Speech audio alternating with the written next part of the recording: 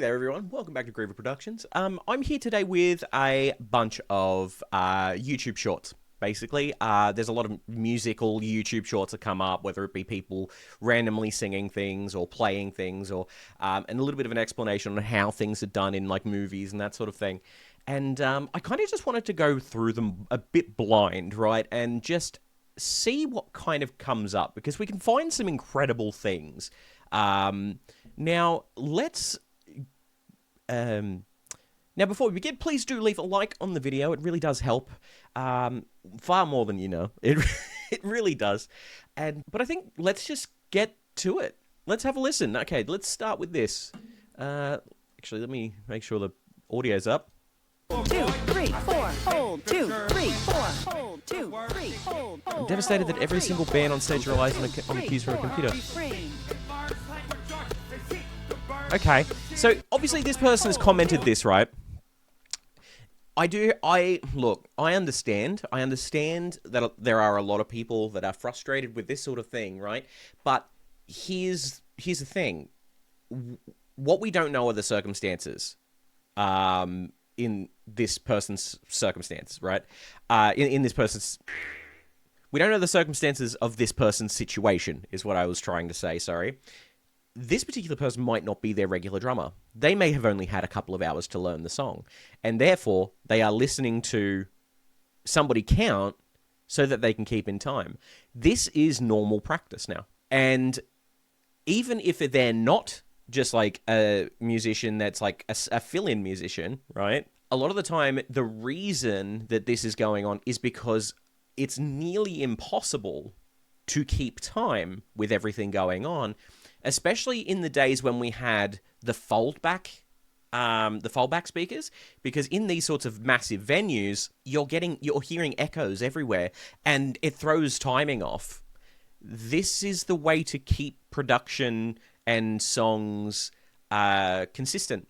So I don't see the problem. I realized, I don't need a choreographer, I need a movement coach. I love Eddie Redmayne's performance in The Theory of Everything, and I said, who's he working with? Oh. And apparently he's still working with this person, so I couldn't have them. So I had to find my own. Her name was Polly Bennett. She would have me do Killer Queen as a soliloquy in the style of Marie Antoinette. And I'd say, well, all right, she keeps Moet Chandon with a British accent, and all of a sudden things were happening to my body. I was like, oh, she's good. I realized, I don't need a choreographer. I love this. I love hearing things like this, right? Because Rami Malek did a fantastic job. I'm not sure if you guys have seen Bohemian Rhapsody, the movie. It's really well done. Yeah, there's a lot of inconsistencies with like their timeline and a few things like that. It was bound to be generally, let's say, augmented as far as the story goes, and translating their story to film was always going to be a hard undertaking, because fact of the matter is, Freddie lived one hell of a life, right? And I mean that in multiple senses of the phrase. There was a lot going on there. I remember seeing an interview with Brian May where he said, if I go to hell when I pass, it's because I attended one of his parties. From what I hear, yeah, fair enough. So adapting and maintaining it to be a more, I don't want to say family-friendly movie, because it wasn't really, but to have it on screen at all, they obviously had to embellish some truths here and there, right? Love it or hate it. And I think Rami did a fantastic job of emulating Freddie, especially because I think he was saying when they put those teeth in, for like those top teeth, everything changed. Like the way that he spoke forcibly had to change. And I love it. That's really interesting. Like, that's incredible to hear. You upset Michelle for eating banana during your mother's concert?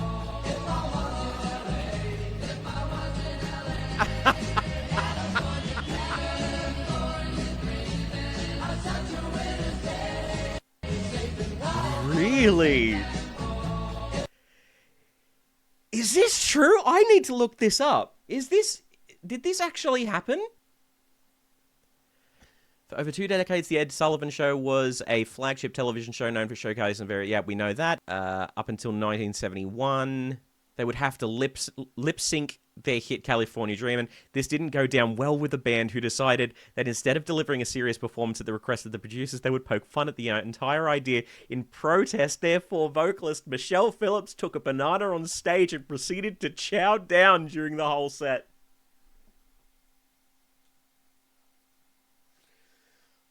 Oh, I love that. Oh, God, I love that. Like, like, there's nothing like a musician that just hates the idea of whatever's going on stage. Like, you see, there's been a few cases, obviously, in the history of music where people have basically protested the performance that they've been essentially forced to do, right? This has got to be one of my favorite ones because it shows the people that were watching, they're not singing that. This is the track, right? And I mean, we're in a very different time now, where lip syncing is more used. You can debate in the comments as to whether or not lip syncing is good or bad. I see why it's used at times. Personally, I don't like it that much. But that is crazy. I mean, first of all, she's got an incredible voice. All of the vocalists in Mamas and the Papas have had incredible voices, right? But that's just, that's so petty, but it's a good kind of petty. I love that. Goes around, comes around. Justin Timberlake. His album's called What Goes Around Comes Around. Rehab. Amy Winehouse. And the Grammy goes to Amy Winehouse.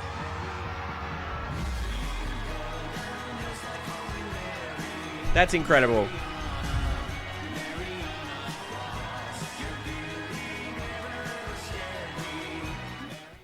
That's some genuine shock right there. Amy Winehouse, incredible musician. When she was around, shame it was cut short. Her life was cut short. Would love to have seen more stuff from her. First you start out real cool, ready for the day with your new kicks on. For now, you're feeling comfortable, you've got your bags, you're ready to go. It's class time, yeah, that's for show. Headed out that door. Fire away. You wanna go to late night? Come on, let's get some food. There's tons of mozzarella sticks. Let's get our milkshake fix. Come on, they're closing soon. At night I feel so hungry. I wanna stuff my face, scarfing down all the fries. Do you wanna go to late night? It doesn't have to be just late night. Didn't have late night closed on, huh? I'll just starve. First you start out. I like Angela. So for those who don't know, Angela is one of the Smosh cast members. So they do a lot. She does a lot of improvisational comedy and that sort of thing with them. And she's absolutely the kind of she's that small ball of energy that just doesn't stop, right? And I don't mean that in a negative. I love her. I think she's incredible. And I'm seeing more and more of her flood my shorts of like her singing, and just she brings a smile to my face. She's very good. Oh, I love these. I love these so much. Okay, before I get into this, right, there's a few of these now where people of like famous musicians listening to a song for the first time without the instrument that they play, right? Drumeo does them. I think Piano Note is another one that does it. I'll see if I can put links in the description if I can remember. And so basically they will play a song, and in this case, Chad Smith is a phenomenal drummer, or people will just call him Will Ferrell because they look very similar. And they will just play it, right? They'll play the song without their track. They will just guess it. They'll listen to it, play it. Chad Smith is one of the just craziest drummers when it comes to this, so this will be interesting.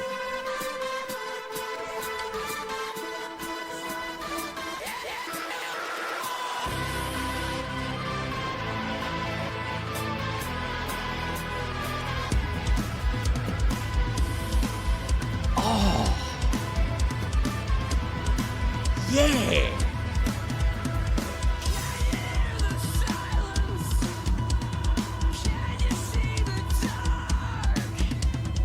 Yes.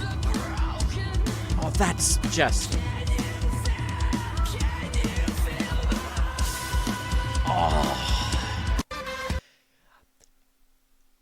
Seriously, Drumeo. Go to Drumeo. You'll see a whole bunch of drummers laying down tracks to some incredible stuff. Like you've got Mike Portnoy, who listened to Shake It Off for the first time and laid down one of the best drum tracks that I have ever heard. It just so good, so good. Hey, Post. Sir? If I give you this camera, Sir? you take some photos. Absolutely. We'll get it back and make a video of it. How long do I have? Keep it as long as you want. Okay. All right. Hell yeah. Post Malone seems like such a stand-up dude.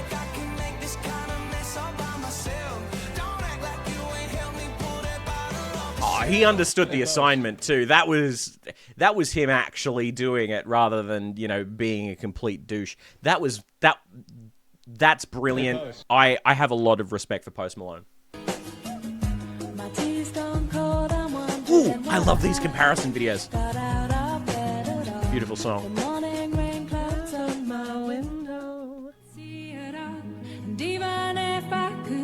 I'll be great, but your picture on my wall, it reminds me that it's not so bad.